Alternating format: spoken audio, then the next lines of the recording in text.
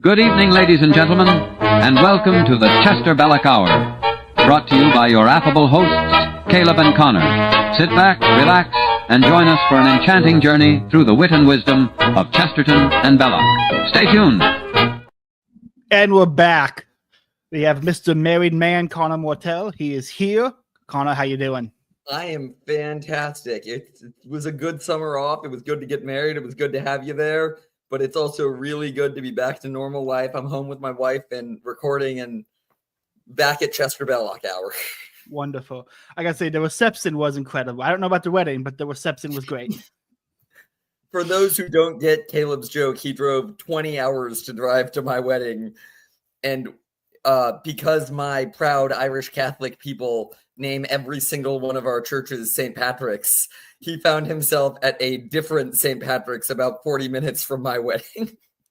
What's so fun about that is there was another wedding going on there. So I saw everybody in suits. I'm like, oh, this has to be the right place. Everyone's dressed for a wedding. I didn't think Connor invited. I didn't think an Irish marriage would have so many Mexicans invited. And I walk in, I see a Latina woman and a Mexican man in a suit and wedding dress saying vows. I'm like, I'm at the wrong one.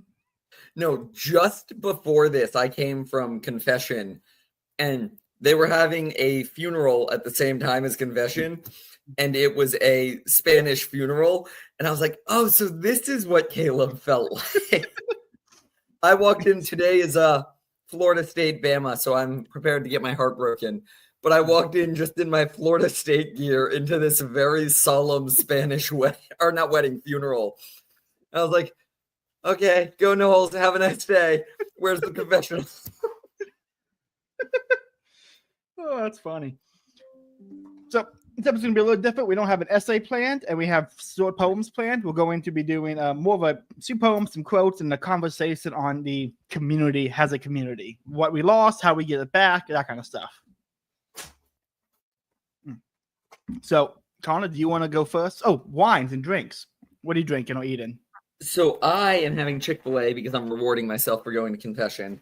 But nice. As it turns out, red wine does not bode very well with a spicy chicken sandwich. So I'm just having a water. Although I do have next to me, just to shill, a Bonifest Marzen Lager. And I'm showing off the artwork. This is from Tridentine Brewing. He sent me a few. So I'm just showing off his wonderful artwork he makes. I guess Baroness Catholic does the artwork for him. Everyone's going to follow him on Twitter and support him. It's a great account, great business. He's so great. And so I haven't really had him. But for anyone who's wondering, this is one of the lighter beers of the pack. It's one of his weaker, lower alcohol content beers. And if you don't have video, it's worth noting that it is 6.3%. His stout is 10.1%. It turns out that Midwestern Catholics do not screw around. Beautiful. I'll have to order some of those. I am drinking a Castello del Poggio.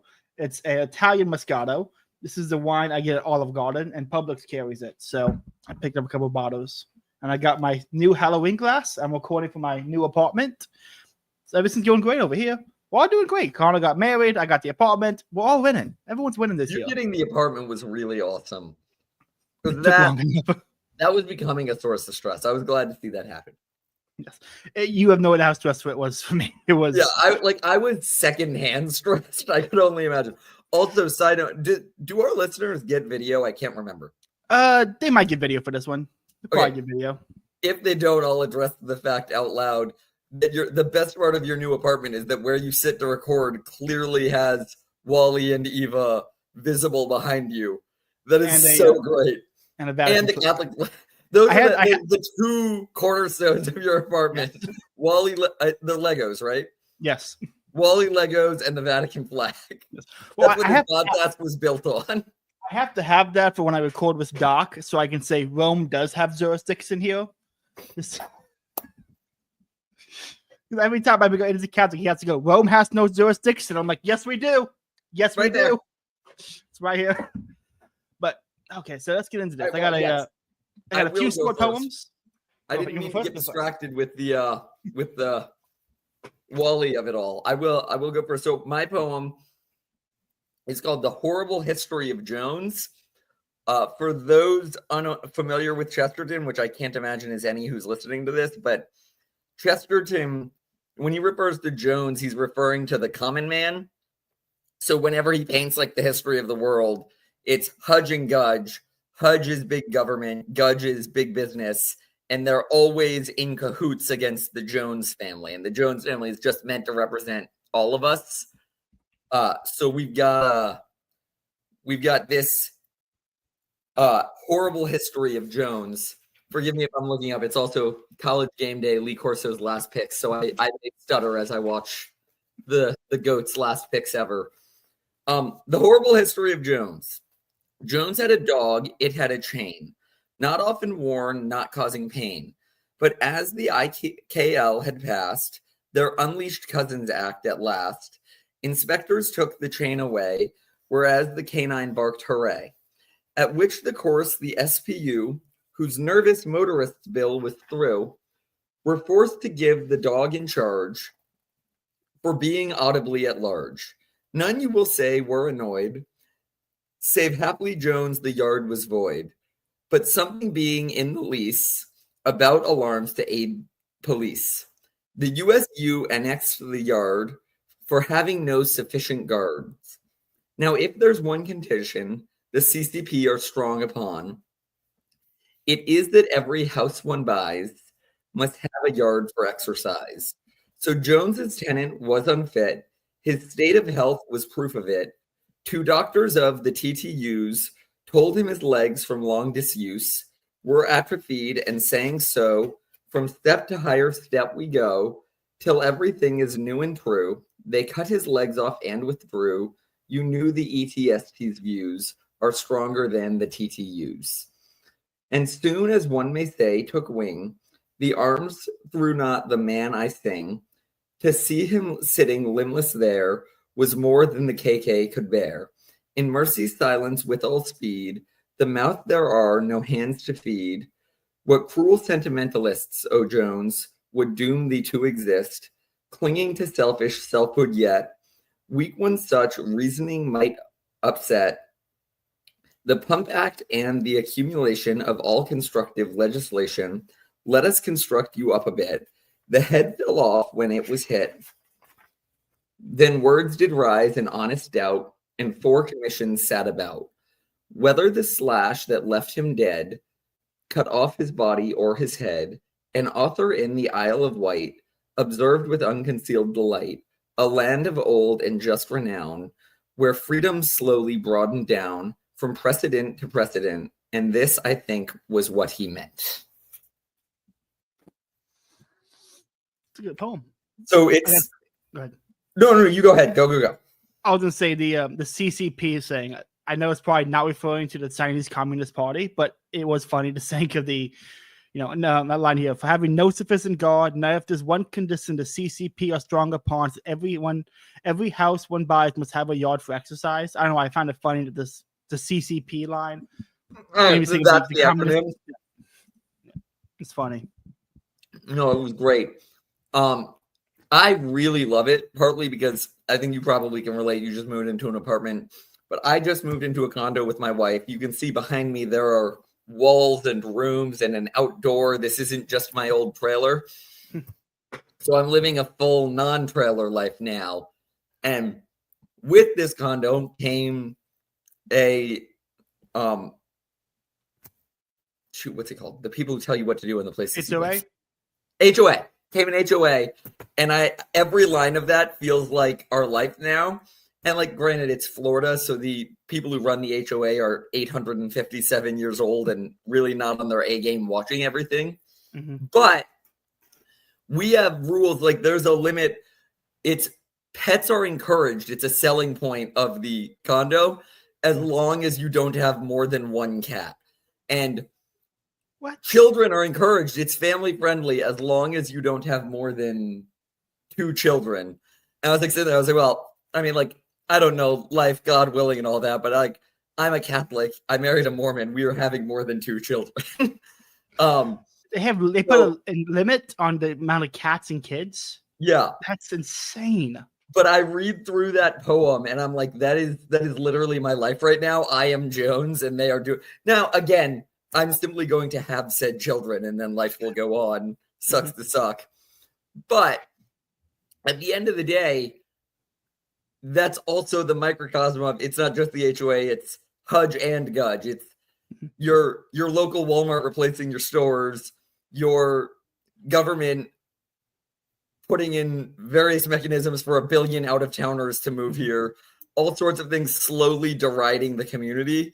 So you said you wanted to talk about the community, and Chesterton's, my poetry I have about him from him is mostly like, it has a section of his like more distributist poetry, but that also means that when he talks about the community, he's talking deeply negatively about what's happened to the community. But I figured that one would go right in line with what we were talking about. It's a good one. It's a good one.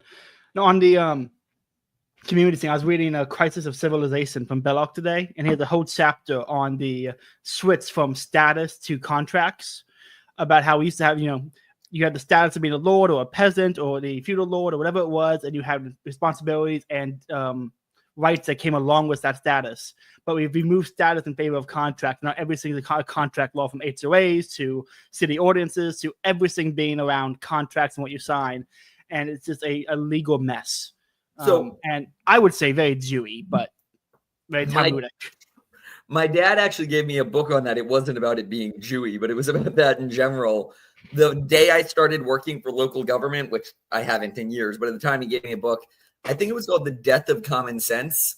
And what it was all about was, we live in a world governed by written laws with no prudential leaders to enforce them. Like, there is no wise judge in front of you anymore. Even the judicial system is just trying to read what the words say and say whether or not that reflects the new words. Yeah. And as a result, you end up losing the capacity for prudence and having to follow the contract to the letter, no matter how it goes. And it doesn't actually talk about that. That's just the implicit takeaway of the whole thing. Because as you continue to read it, that's how every story ends. And one of them is about Mother Teresa. And she opened this, I think it was a care for the homeless kind of place. Like, I don't know what it was. But the building was zoned for something else. So the government took the building from Mother Teresa. But then the homeless that she was taking care of, like, were going to be put out on the ground. So they're like, okay, we'll take care of them. So effectively all they said was, Mother Teresa, you can't do this. And then they ended up like basically starving and mistreating the homeless. And all of it was just like, there is this person, Mother Teresa, with like you said, a title. It's not Lord or anything, but it's Mother. And she has this title to her and she's doing her job. And then they take it over with contract and immediately the homeless suffer. Like, the poor of society suffer because of exactly that. And it's just 50 stories of things like that. Justice without prudence is just legalism, and legalism harms everybody. And I am so frustrated by people who want to say, oh, we need more charities, or why don't the Christian charities step in? Like, well, when the Christian charities go global now because they think the state has stepped in and put so many regulations, I'm going to sound like a libertarian, but it is the right on this point, is that they have stepped in with so much contract law, legalism, zoning law, city ordinances, and insane nonsense that doesn't help anyone and only hinders those trying to help, that it's easier for them. And then you have the whole problem of like, oh, well, the government will take care of them because of social welfare and all these other government policies that are supposed to quote unquote help instead of just manage. With some exceptions, and the some exceptions are basically small groups that do actual physical volunteering. But other than things like that, charity in the United States is ultimately, would you like to round up 14 cents for Taco Bell's tax write-off scheme? Like, yes. that's what all of them are. And if they're not that, it's just because you haven't seen how they're doing that yet. And I gotta say, it's very frustrating, at least for me, because I go to Taco Bell quite a bit, probably too much. And there's a very attractive Vietnamese woman who works there. And every time I say no, I'm not gonna round up. He looks at me with this look of like pure judgment, like you won't round up 14 cents for orphans. Like I'm not rounding up 14 cents for corporations. No, yeah, because I'm saying this is just your tax write-off. I'm getting judged by a beautiful Vietnamese woman. Joy. I say it with so much joy. Granted, I don't have to impress any Vietnamese women because I have my beautiful non-Vietnamese wife right here. But I say it with so much joy. They're like, would you like to round up for students? I'm like, no, not at all. Thank you so much, though. Like, thank you. No, thanks. Not going to. No, not gonna happen. Then this summer, you remember the camp in Texas that got flooded? Mm-hmm. So my brother went to a grocery store. He lives in Texas. He went to a grocery store, and at the end, the screen pops up, and she goes, "Oh, would you like to donate $5 for the children in Texas?" And he goes, "No, like everywhere I go, every business here is asking for the same thing. Like we're all sad for this, but I'm not donating $5 on every bill I have." Mm-hmm. So he said no. And then she goes, "Well, how about $1?" And a new screen popped up. And he said no. And then said, "Well, would you like to round up your change for it?" And he ended up saying yes. And I was like, dude, saying yes was worse. Before you were standing on principle. Now you're just cheap. It reminds me of the South Park bit when they get a Whole Foods. They get a Whole Foods in South Park, and they every time they go to check out, they ask them to donate or round up money for these starving kids in Africa. And it keeps getting worse. And like, just hit no, and he hit no, and then he'd say, "Okay, say out loud you don't want to help the starving kids in Africa." And so he has to go, "I don't want to help the starving kids in Africa." And finally, the receipt comes out, and it comes out in like a hot dog held by a stand-up of it's like a small African side. You have to wrestle it away from the African cutout. That's how it feels. It's exactly how it feels. I don't know. I have to get it together in my brain first before I can write it for our Substack. But I think there's something to be had out there so I was just I'm doing the Summa in a year right now. And I was just on the question about theft, and he talked about the universal destination of goods and how when you do something contrary to the universal destination of goods, you're actually committing theft against the poor. Mm-hmm. And I was thinking about that, and I was like, I think there's something there with tipping culture, which is tangential to this, where tipping culture, I actually have a Substack on it. It is one of the best things in America. It is actually how we can say, no matter how awful this business treats this employee, we have a direct means of making them have a better life. And like, it is an actual opportunity for charity in our day-to-day life. Like over-tipping is one of the best opportunities for charity, but over-tipping a robot that wasn't involved is not the same. But I think there's something there where I want to connect it to St. Thomas's thing that every time Taco Bell asks me for 15 cents to their student fund that doesn't actually, it helps their employees get a degree so they can work at Taco Bell more, and then they just write it off as a tax thing. Every time they push for that, and every time a robot at the end of a grocery store asks me for a tip, they aren't just stupid, they are stealing from a worker who deserved the tip more. And I've got to put it together more, but I'm working on something like that for the Substack. See, I'm always torn on tipping myself, because if I knew for certainty the tip was going directly to the waitress or waiter, I have no problem. But so many places nowadays pool all the tips and then divvy it out. And even the owner and people in the back who do make good money get a sale, which drives me up the wall. That's like, fair. I'm not, so I always have to ask, like, is this tip going to you, or is it going to the guy in the back? Because I didn't meet him. I don't want to tip him. My wife is whispering, "That's why you tip cash. And tell them not to share it." Very real, yes. No, see, I don't tip unless they're hot. I only tip the hot waitresses. Okay, I actually talked to my wife about this a lot. Beauty is a good thing. I'm reading a lot of Dostoevsky lately. Beauty will save the world. That's his whole shtick. Beauty is a very good thing. And I don't necessarily go as far as you say, because I'm not a single man. But like, generally speaking, the front-facing element of a customer service job should not be an ugly person. This was even if it's a man, it should be a pleasant man.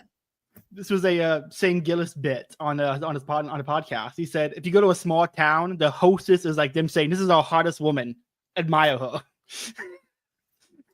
it's true. Here's the thing. We veered a little off, but we're talking about community. There is something to that. Like when you walk into a town, you are representing your community with like, this is what we think beauty looks like in our community. And if it is some 300-pound teenager, that actually is how you degrade the community. Like that is a bad thing. Yes, absolutely. Yeah, yes. Okay, I got a poem here. I got 3, but 2 of them are just like 2 lines, so I'm gonna just do those quickly. Last one's a little bit longer, and the last one doesn't really tie much to the topic, but it was so good and it ties directly to Belloc himself that it doesn't matter. Half the time we don't even have topics. We're good. So true. This is fatigue. I'm tired of love. I'm still more tired of rhyme, but money gives me pleasure all the time. That is Belloc. Anyone who doesn't know, Belloc was constantly struggling for money because they wouldn't often publish his poetry. And he would constantly blame this on the Puritans and Protestants of England not appreciating beauty and fun. And so by the end of his life, when he actually was making money and people were a fan of his poetry, he would get mad at them for liking it now that he was popular and not liking it before. That's really funny. Oh, he would say, they would be like, we'd say, they'd roll him out somewhere, and these young colleges get to come up and be like, Mr. Belloc, I loved your poem and your essay. Here goes hack work. I wrote it for money. I said a bit of landed gentleman who never wrote anything down. And he would like yell this at people. So great. So I was listening to the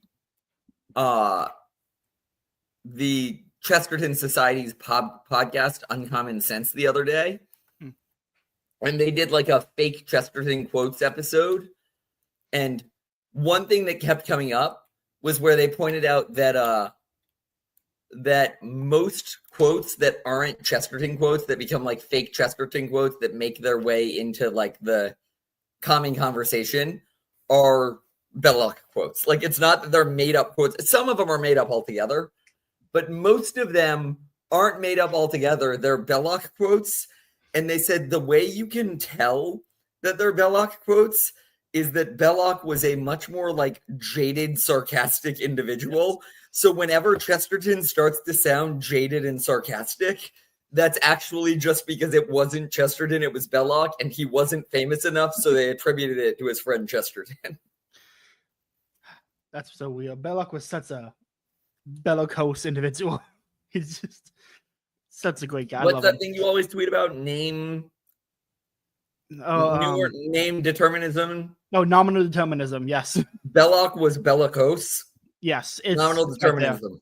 Yeah, so that's actually why I get into this argument a lot. This is actually a great time to bring it up. This is my hot take. Women should not name kids. And I don't mean that in a negative sense. I don't mean that in a very negative sense. What I mean by that is more often than not, when a woman wants to name the baby, they're thinking of baby names, and that baby's going to grow up to be a grown-ass man. You can't name him Ezzy, okay? He's going to grow up to be a grown-ass man. My wife, I'm not kidding, left the room to take a phone call. And then you said that, and she ran back and said, tell him I agree with him. Awesome. Every time I see a list of baby names from women, I'm like, you know this baby's going to grow up, right? It's not going to be a baby forever. No, I saw something. Oh, shit. What's my Fox Sports login? Guys, I'm dying slowly. This is a problem. But I saw something once. I actually think it's a Jack Donaghy quote. But it was you should only ever name a son a name that could ultimately be a king. Yes. Like if it couldn't be a king, it's not his name. It's not acceptable. Absolutely. It's listen, names of kings, names of great warriors, maybe a few poets. Saints. Yep, saints. Like what was the fake name you just said for the you can't what? Ezzy? Ezzy, yeah. Like, Nobody's ever going to say Saint Ezzy or Pro Nobis. No.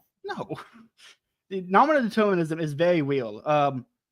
Like a great example, Gavin Newsom, last name sounds like noose, and he's always tied himself up in political knots. I saw that tweet the other day. That was solid. The original tweet was a lot more violent. I'm like, I can't tweet that. What was the original? Well, his name rhymes with noose, so you can kind of imagine what I was saying. Oh. Actually, a great Belloc. There's actually a great Belloc poem on politicians hanging. Let me see if I can find that one real quick. I'm sure I've read it off on here before because it's so good, but I think I tweeted it out today. Let me look it up real quick. Where does Chesterton's quote that it's a shame so few politicians are hanged? I don't know that quote from Chesterton, but I do have the poem here. Epitaph on the politician himself. Here, richly with ridiculous display, the politician's corpse was laid away. While all his acquaintance sneered and slanged, I wept, for I had longed to see him hanged.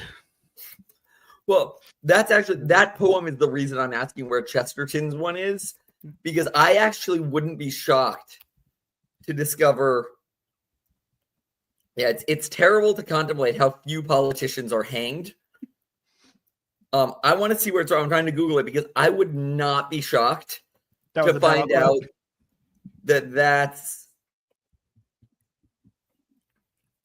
hanged. He was the one who uncovered the live Chesterton quote from Chesterton Press. Okay, so he said it Dale Ahlquist says Chesterton said it, so I'm no longer debating this. I'm wrong. He's right over me, certainly on this topic. Dale Ahlquist and Joseph Pierce, we defer to their expertise in this matter. Well, and you know what? I'm going to say Dale Ahlquist is generally considered like the guy, but Joseph Pierce has been on the podcast. He's cooler. I'm giving it to him on every occasion. We'll have to try to get Dale Ahlquist on eventually. That'd be a fun one. Probably wouldn't be that hard. I mean, all it took for Joseph Pierce was shooting him an email. We should just try emailing Dale. I will say people have asked me like, Kib, how do you get so many great guests on the podcast? Like, I just email them and give them an easy topic. It's really that simple. People don't realize, like, we tried really hard to get Marco Rubio, but Marco Rubio is real famous. Like, he's not niche famous. People don't realize most people, like, this whole episode, it's on the degradation of the community. One thing Jeff Dice used to always talk about on our radio show was that there's no such thing as a common small talk. Everyone goes home to the internet and just puts themselves in their own corners of the world. Well, as a result, most celebrities are fake celebrities. Yeah. And they are only celebrities in one particular room of the world. Like at the Chesterton Society conference, people are going to line up to see Dale Ahlquist.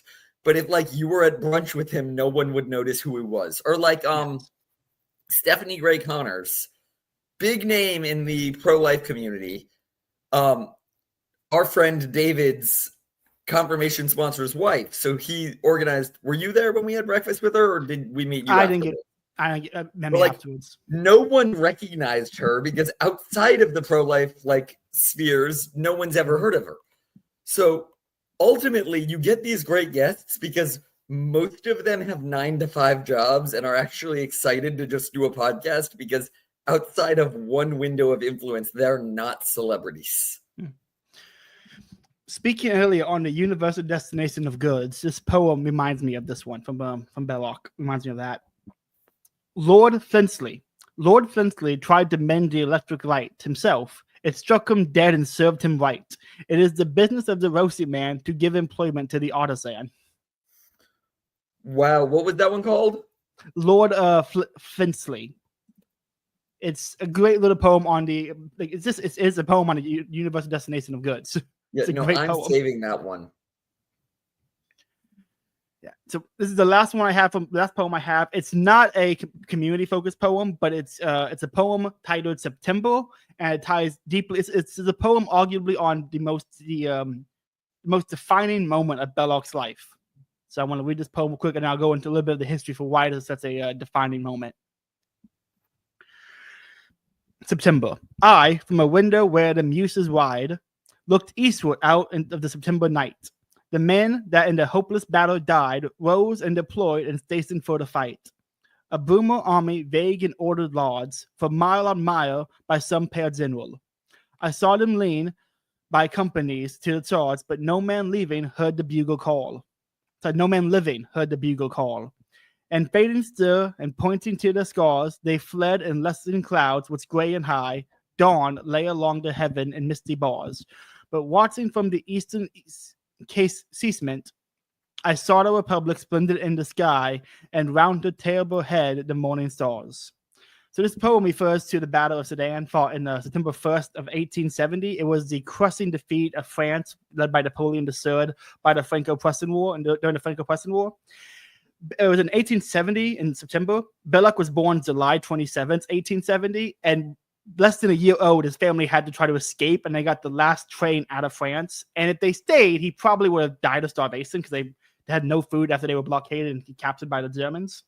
And so the whole reason Belloc is English instead of French, because he has, his dad was French, his mom was English. But the reason he's more English than French is because he had to escape to England less than the year of being born, because France lost to Russia to the Franco-Prussian War. So I lost to the Prussians. Keep wanting to say Russian every time I say Prussian, but it's a great poem, and it's on the arguably the most defining moment of Belloc's life. It made him an Englishman, and not a Frenchman.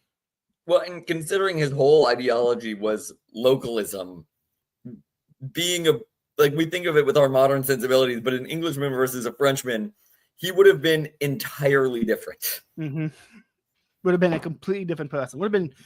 I'm glad. I mean, yeah. Honestly, we lose Chesterton too. Mm-hmm. Yeah, the at English least Catholic Chesterton scene the would be very distributist. different. The English Without Catholic Belloc- scene would be very different without Belloc. Without Belloc, Chesterton probably ends up an actual socialist. Yes, which would have been tragic. Yeah. Thank God for Belloc. Okay, so I think that's all the poems we got. I got some quotes here. Actually, no, I do have one more poem. It's a 2-line poem, but it's on the community and the people ruining it. Go for it. On the 2 ministers of state, Lump says that Caliban's of gutter bread, and Caliban says that Lump's a fool indeed. And Caliban and Lump and I all agreed. I like Belloc's brevity a lot. Yes, it's so good. If you remember when Joseph Pierce came on our podcast, and he had just come off an appearance on Frad's show, Mm-hmm. and on Napoleon, I'm reading something else. On not Napoleon of Notting Hill, on Pints with Aquinas, when he got asked what makes something a poem, Joseph Pierce said that something's a poem if every word is on purpose. It can be an epic poem like the Odyssey, but there is not one word too many. Every word is there intentionally and on purpose. And Belloc's little four-line poems, if even, are the ultimate example of that. Yes. Yeah. Belloc is just, he's such a great poet, and it is a shame that so many of his poems are just hard to find. Speaking of which, for listeners, hopefully, I've been saying this for a while, but I wanted to ask about it, but I didn't even want to push. Things are finally settled now that I have the apartment, so hopefully I can get back to consistent podcasting, consistent Substacks, and the collection of Belloc poems will be published soon, because I got to pay a guy to do the Amazon KDL thing, because I'm not figuring that out. But speaking of Substack, this episode is dropping on Labor Day, so happy Labor Day. Happy Labor Day, that's right. I forgot it was going to drop late. It's going to drop on Labor Day. And on that same day, released at the same time as this episode, will be a Labor Day ChesterBelloc Substack with a great new essay from Connor. So, and I might try to squeeze something in. I might not. We'll find out when you read it. It was really fun writing that one. I don't know if it's necessarily any good. I think it is, obviously. But it was just fun to write. It was basically just on the history of Labor Day and how we as distributive Catholics should feel. Because as our friend Luke pointed out, a lot of Labor Day was founded by actual socialists, but also the actual socialist who first proposed Labor Day was a poor Irish Catholic man, and he became socialist in his pursuit of the dignity of workers and workers' rights. And he went too far, but there was a lot of good in it, and it was a very mixed bag, but it's a very, very interesting one. when it comes to the socialists, they go too far, which is the problem. But in the Catholic socialists focus on the dignity of the worker and the importance of a community. They aren't wrong. They're right. They just go a little too far. But I don't know. To me, libertarians are much worse than socialists. Not to toss up, because socialists have more often than not have power, and libertarians don't. So libertarians can't actually enact anything. But on a social level, libertarians are worse because they just do worse. They make things more annoying. Yeah. Well, that's one of the big things for sure. It's so much more annoying. Yeah. It also depends on what you mean by socialist, because I was talking to my wife about this last night. That, like, as I was reading about some of the socialists that founded Labor Day, I was like, I think if you picked correctly, like you couldn't throw a rock into a group of socialists, but I think there were socialists at the time who were more conservative than most modern conservatives. Like when you read about them and you realize like how seriously they took workers' rights. Like this wasn't like one of the problems with modern socialists, beyond the fact that socialism is socialism. Another one of the major problems is that they're not socialists. They're faking gay, and they read Marx, so they said that they're socialists. They couldn't care less about workers' rights. They just want universal health care. That's all they want. They're just greedy. And they don't even really want universal health care. That's like the buzzword someone told them to say they want so they could feel special. Like it's like they want nothing and they're worthless. Yeah. Like a 1920s American socialist, most of the time, not most of the time, meant that they were pro workers' rights, pro unions, and probably pro inflating the gold standard with silver. And like, don't get me wrong, not a perfect platform, not even a good platform at parts. But like, you look at that and like, I'm like, I would give anything for a modern conservative to be pro worker and their only inflationary policy to be that we should use silver in addition to gold. And they just took themselves seriously, and not in a taking yourself too seriously way, just in a like, I care about my community and I care about workers, so I'm going to fight for them. Well, that's like how many socialists, quote unquote socialists, were people who were like the worker movements and the unions, who the moment they actually got the unions and everything, and they tried to go further down the road to communism, they were like, nope, we're going to leave. We're good. We're happy here. The proletariat abandoned them because the proletariats had common sense. Yeah, literally. No, I was reading. So the guy who first proposed Labor Day, he co-founded. Gosh, hold on. What was it called? It was a major. It was a major union group. It was called the Union Brotherhood of Carpenters and Joiners of America. But before he did that, when he was particularly socialist, he or maybe after, but at some point when he was particularly leaning into his socialism, he joined with Adolf Strasser to found the Social Democratic Workingmen's Party of North America. Now that's, as soon as you hear that, I don't know much about it, but it's clearly a socialist organization. That's clearly what they're going for. But the guy he founded it with, Adolf Strasser, would go on to become the president of the Cigar Makers Union. I was like, imagine another world where this guy gets kicked some sense into him, and all he does is run the Cigar Makers Union. He'd be an American hero. He would. He'd be an American hero, and we'd have more than 1% of Americans smoking cigars today. We're working on it. Your book's working on it, Connor. We're going to get more people smoke it.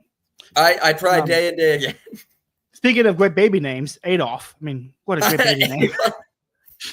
You said has to be named after a king or a dictator. I'm just saying. Adolf. He's born in 1843 and dies in 1939. So I can't do the welcome back Adolf thing because he wasn't born at this, or he didn't die the year Adolf was born. But in a weird way, it's like welcome back Adolf Strasser. His soul had to marinate. Adolf comes into the picture is when this Adolf dies. His soul had to marinate in the Aryan spirit before he was born. Okay, it all makes sense. Because I got a few quotes here from Belloc that I think would be great to kind of kick off a focused conversation on the community. Because I have a bit of a preamble I want to make about this one. Go for it. Even if the from Belloc, of course, even if the wealth and power be well distributed throughout a community, its members will not be happy unless they are inwardly so. And obviously, where the distribution is bad, where the few have a vast superfluity of, and the many are consumed by anxiety or want, or where a few controllers can exercise their will over the many, society has failed, even though its total wealth and power has increased. That's just a great quote to argue against the GDP go up mean good for everybody. Tech bro crowd. Literally, I just made a little note like that was what I wanted to comment on after your 100%. Yes. So the reason why I talk about community is Curtis Yarvin went on the Intercollegiate Studies Institute podcast, whereas a few other, I think Patrick Deneen was on there, and what's his name, Chris Rufo, and another older conservative guy I didn't know, and they had a little debate on community and whether or not the community was dead, or if the community could be resurrected, would it have to be resurrected by political force, or would it just naturally reassert itself if the inhibitors, such as the policies and policy makers, were removed from the picture? And one of the Chris Rufo, more traditional, lame conservative types, were arguing, of course it would come back. Look at COVID. Look at it. Whenever COVID happened, the community was the ones fighting the school to try to get the schools reopened. And he was making that as the example. And I thought about it. It's like, yeah, whenever this community, only time the community pops back into being politically relevant is at a tragedy. School shootings, COVID, a murder, suicide, drug overdose. The only time the community actually does anything positive is following some kind of tragedy. The community never steps up and does something positive to begin with. The community only reacts. We have a very reactive community rather than having a community that actually is proactive. And I think, how do you get back to having a proactive community is the question. I think Curtis Yarvin made this point that during the Elizabethan age, the sheriffs and cops would have a little notebook in shirts and would take down names of who skipped shirts and then would find them for skipping shirts in the community. I don't think we can go back to that, unfortunately, but that was kind of the idea that you had the Elizabethan community we think about as being positive was done at behest of the fear being taxed by the government. That's a positive. Yeah. No, it's interesting. I like the juxtaposition of reactive and proactive, because everybody thinks about how can we make a strong community, but nobody thinks about that. Like, a strong community that doesn't do anything isn't a strong community. Yeah. That really is the word. How can we make a proactive community? Not how can we make the community that can rebuild after Hurricane Milton. How can we make the community that every day is improving? Mm-hmm. And so a theory I have is it's twofold. Is one, I think it was Paul Fahrenheit. He said this once on one of his podcasts with Pete, or maybe it was one of the Old Glory Club. And it really stuck in my craw because it was a good point that I didn't want to hear at the time, but he's 100% right.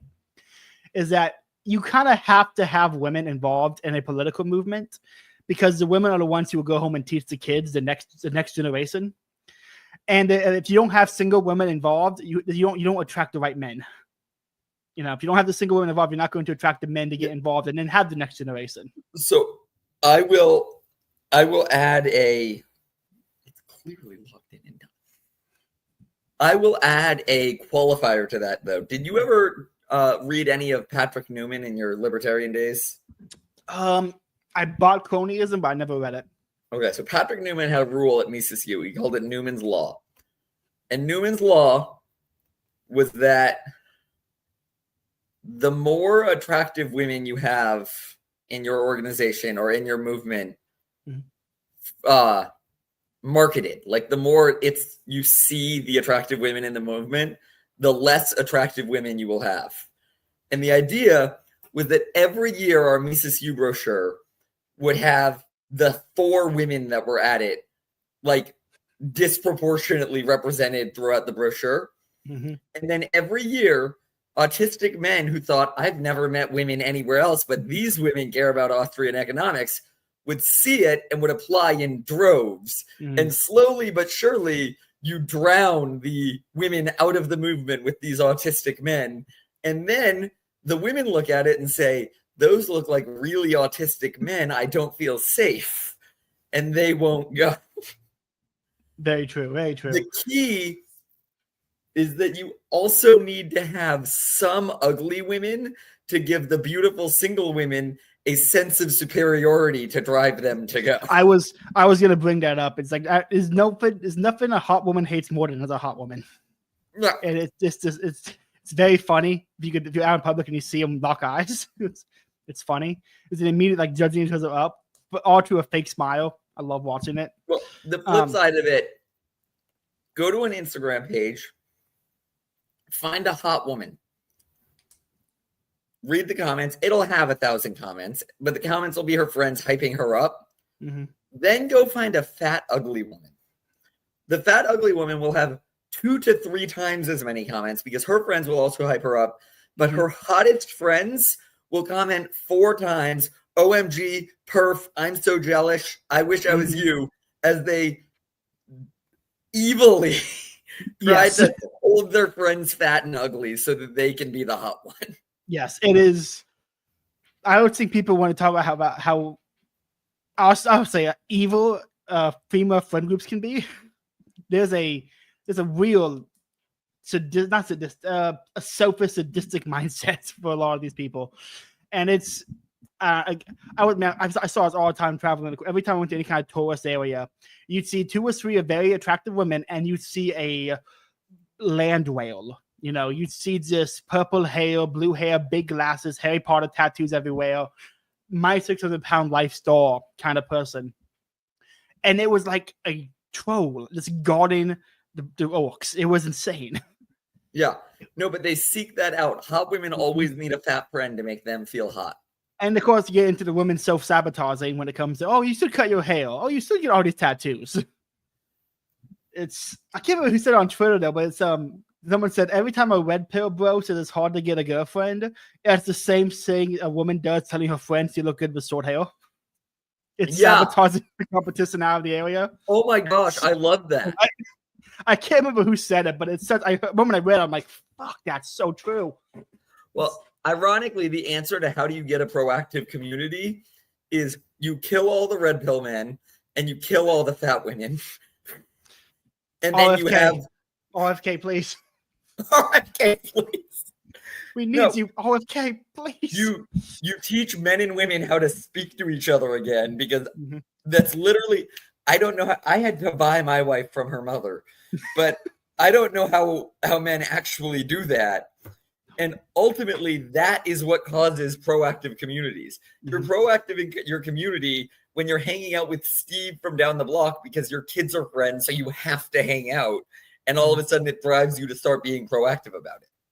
I've been saying for a while, local, this used to be a saying in the past, it's not anymore. Now only high schools put on dances. I don't see why local towns or local city governments cannot go, hey, we're going to have a end of the year summer solstice festival or dance, invite some people and have a little get together. They should be hosting events that can encourage a community to actually hang out together, rather than saying, oh, we have a farmer's market where we can sell stuff. Like, all the actual community events hosted by a community are just markets. It's just it's an antique sale, it's a farmer's market, it's First Friday with food trucks. It's just an opportunity for consumption rather than communication. No, I agree. I will say my Knights of Columbus thing. My Knights of Columbus has dances every year. The problem with that is they're ancient. Yes. You got to get the young guys in the Knights.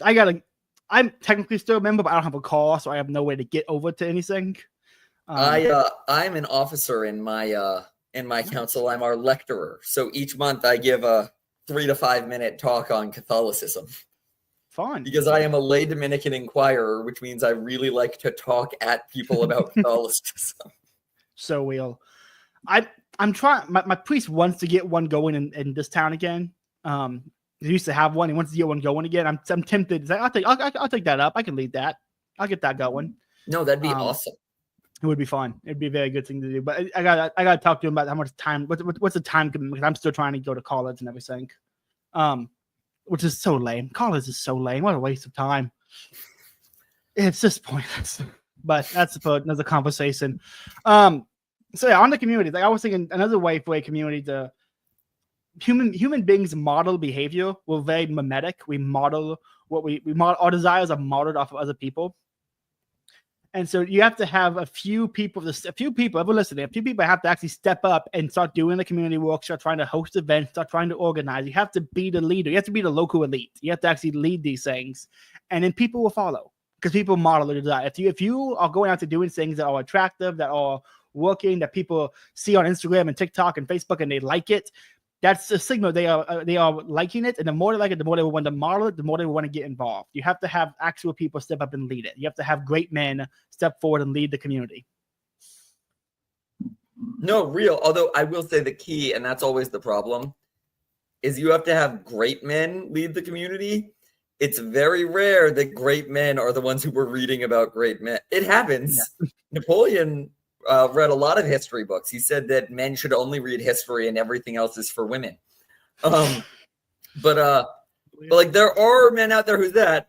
But what ends up being so often the problem, and I'm aware of which camp I fall into when someone looks at me, is some dweeby dude walks out and says, okay, we need a great man to start taking up this community. I heard this on the ChesterBelloc hour. I'm going to go do it.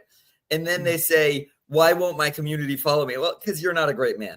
No. You're not. You might become one. Go work on it. Like, go be a better man and become a great man. But like, it starts with the man in the meal, as Michael Jackson said. What'd you say? It starts with the man in the meal, as Michael Jackson said. Yes, absolutely. But like, here's the thing.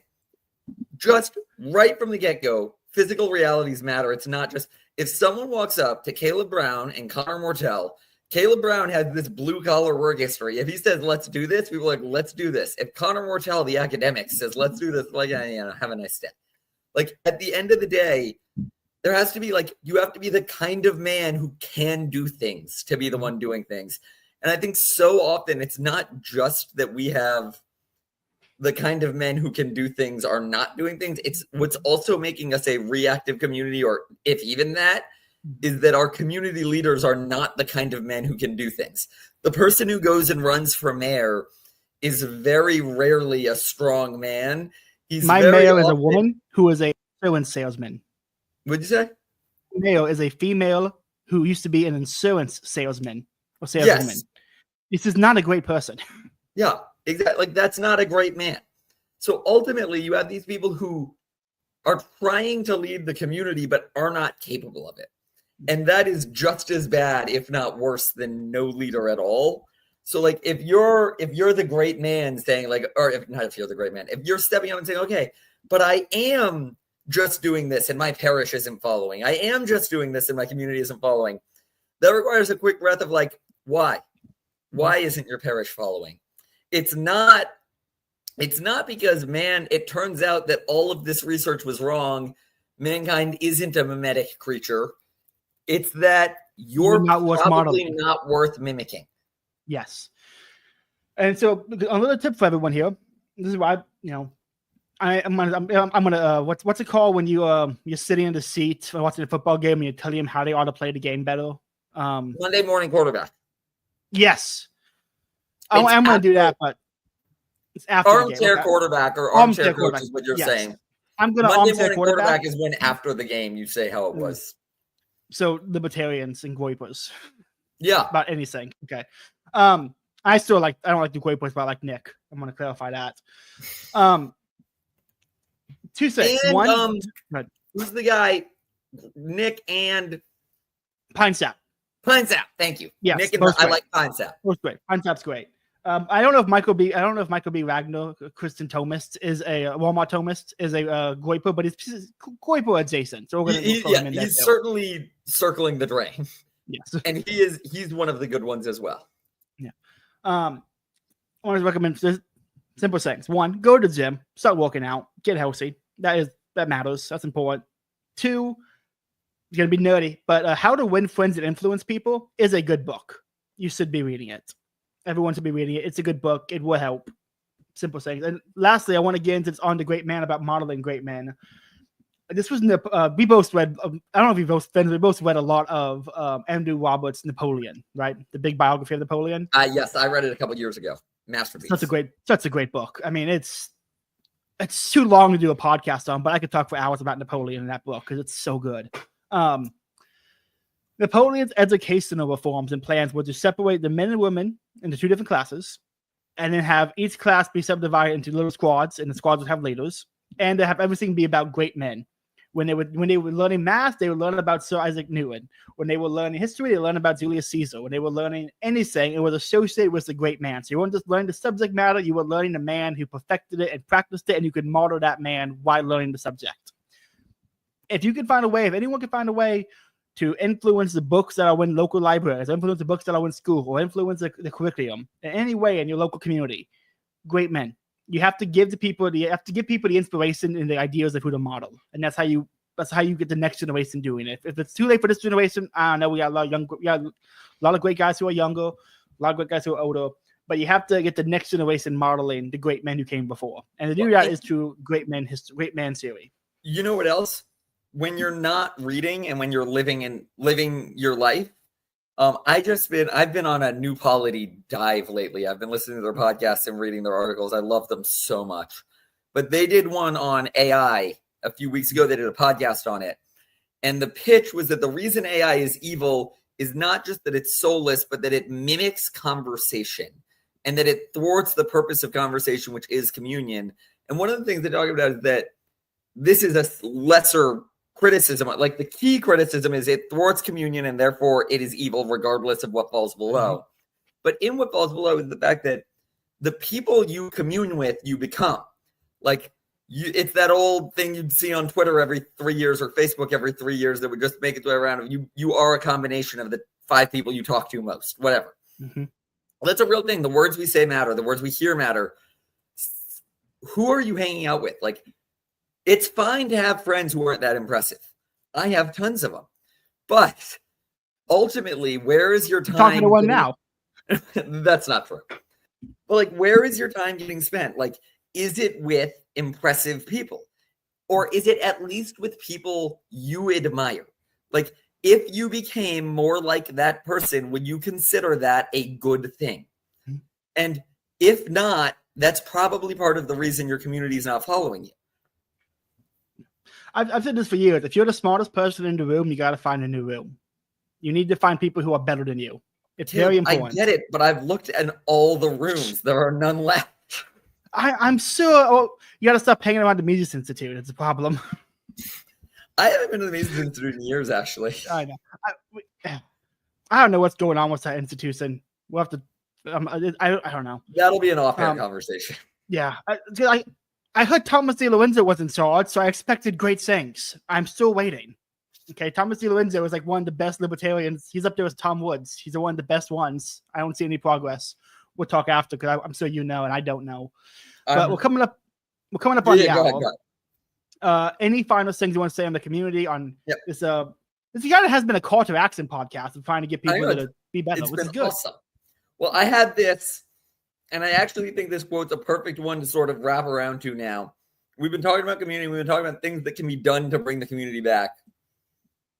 In a 1927 essay entitled The Loss of Local Cultures and Customs, Chesterton recalls a young man who told him of his efforts to revive what he called community England or community singing in England. Chesterton said, "I can remember that my own grandfather thought it perfectly natural to have community singing. Only he did not call it community singing, he called it singing. He thought it as natural as eating and drinking and talking and laughing. All these 5 things went together, and he always expected people to sing in chorus round a table, very rightly scorning the petty and pedantic question of whether or no they were able to sing." I experienced this myself when I was in Ireland last spring. I walked into a pub and there were very old men who definitely ignored the question of whether or not they were able to sing. And they just began singing in the middle of the pub.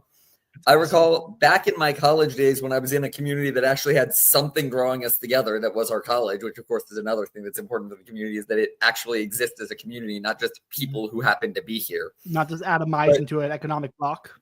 There were several songs that everyone knew. And in fact, you yourself have seen what happens to me and my fraternity brothers when the song Every Time We Touch by Cascade comes on.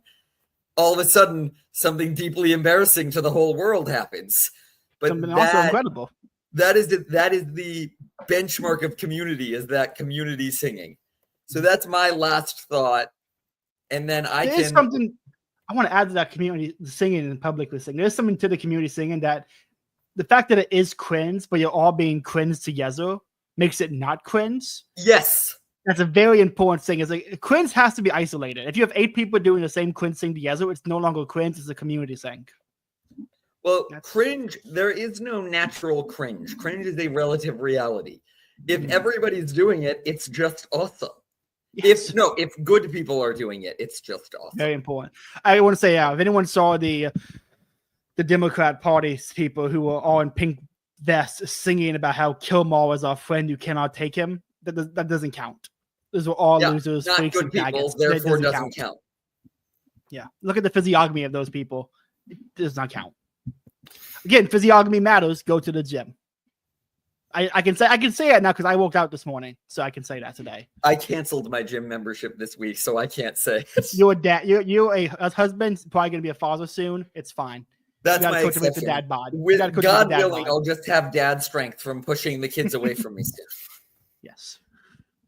Okay, let's go into the prayers for Chesterton and we didn't even talk about Forward Scene, but Forward Scene has a lot of good stuff on the community. I'll link some of that stuff in the description if anyone wants to read it. But Awesome. Let's get into the prayers. I have my prayer ready. All set? You go first. Yep. In nomine Patri et Filii et Spiritus Sancti. God our Father, you filled the life of your servant, Gilbert Keith Chesterton, with a sense of wonder and joy, and gave him a faith which was the foundation of his ceaseless work, a charity towards all men, particularly his opponents, and a hope which sprang from his lifelong gratitude for the gift of human life. May his innocence in his laughter, his constancy in fighting for the Christian faith in a world losing belief, his lifelong devotion to the Blessed Virgin Mary, and his love for all men, especially for the poor, bring cheerfulness to those in despair, conviction and warmth to lukewarm believers, and the knowledge of God to those without faith. We beg you to grant the favors we ask through his intercession, so that his holiness may be recognized by all and the church may proclaim him blessed. We ask this through Christ our Lord. Amen. Heavenly Father, source of our holiness, you raised up us in the church in every age, men and women who serve with heroic love and dedication. You have blessed your church through the life and ministry of your faithful servant, Archbishop Fulton J. Scene. He has written and spoken well of your divine Son, Jesus Christ, and was a true instrument of the Holy Spirit in touching the hearts of countless people.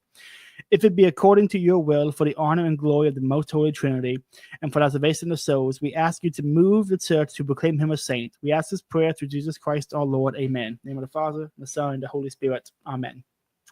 Okay, and that's our episode. Everyone, thanks for listening. Happy Labor Day, and God bless. Our hour together has drawn to a close. We hope the ChesterBelloc Hour has left you with thoughts to ponder and a heart a little lighter. Thanks for listening. Until next time, we wish you a restful night and a bright tomorrow. Good night.